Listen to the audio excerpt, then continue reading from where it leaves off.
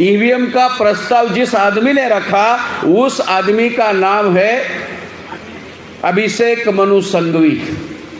प्रस्ताव का क्रमांक है 422/84, मतलब 84 साल में 422 नाम का प्रस्ताव है।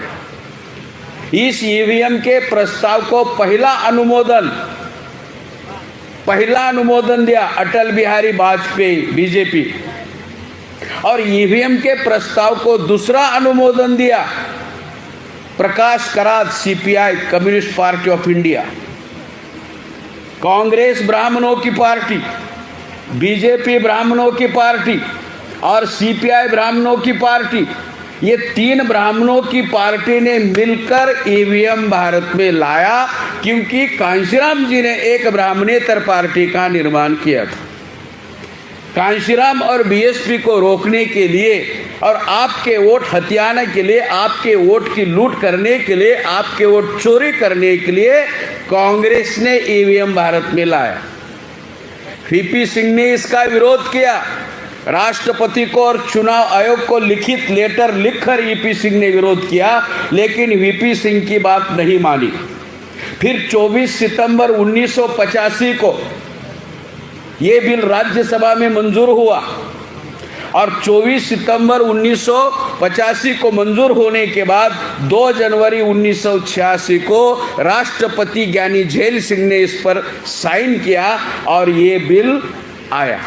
मतलब ये बिल भारत में लाने के लिए, ईवीएम भारत में लाने के लिए सबसे ज़्यादा हाथ और सबसे ज़्यादा अगर काम किसने किया है वो कांग्रेस ने किया है, और कांग्रेस के लोगों ने ईवीएम लाया है। इसलिए आज की तारीख में कांग्रेस के लोग ईवीएम के विरोध में कुछ भी बोलते हुए नजर नहीं आते। अगर दूसरे कांग्रेस के लोग बोलते भी हैं तो राहुल गांधी, सोनिया गांधी और प्रियंका गांधी कभी भी ईवीएम के खिलाफ बोलते हुए आपको दिखाई नहीं दे, क्योंकि उनको पता है कि उनके पूर्वजों ने ईवीएम को भारत में लाया है।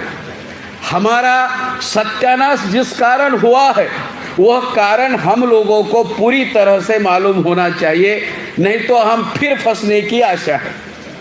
फिर हमारे साथ विश्वासघात हो सकता है, फिर हमारे साथ चीटिंग हो सकती है, फिर हमारा इस्तेमाल हो सकता है।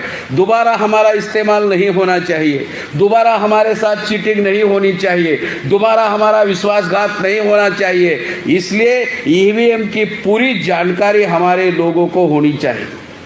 फिर ईवीएम बनाने का कॉन्ट्रैक्ट दिया, जिस कंपनी को कॉन्ट्रैक्ट दिया वो कंपनी है ECIL। ECIL का लॉन्ग फॉर्म है इलेक्ट्रॉनिक्स कॉरपोरेशन इंडिया लिमिटेड, और दूसरी कंपनी है BEL, भारत इलेक्ट्रॉनिक्स लिमिटेड।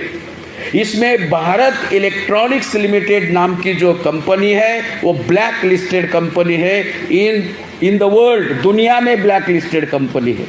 इन दोनों ने मिलकर ईवीएम मशीन बनाए 2003 में।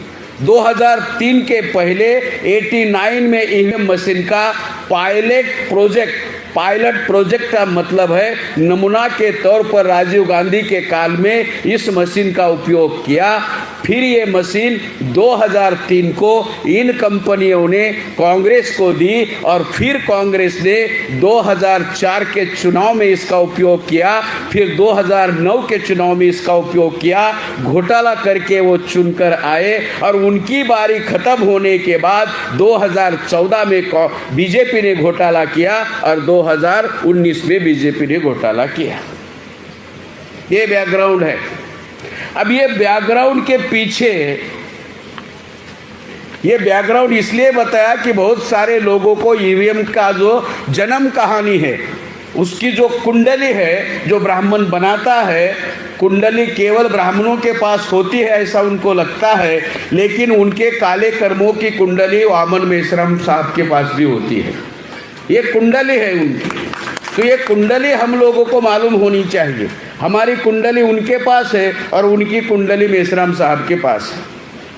वैसे भी भगवान बहुत चालाक है, खुद कुंडली बनाता है, दोष खुद दिखाता है, उपाय खुद बताता है। खुद कुंडली बनाता है, खुद कुंडली समझाता है, दोष भी खुद ही दिखाता है और वो उपाय भी बताता है। मतलब ये उसका धंधा है साथियों। बामन होशियार नहीं है, आपके अज्ञान का वो फायदा लेता है। हमारा अज्ञान ही उसकी ताकत है, बामन होशियार नहीं है, हमारा अज्ञान उसकी ताकत है। वो होशियार नहीं है, चालाक है, षड्यंत्रकारी है। तो ये जो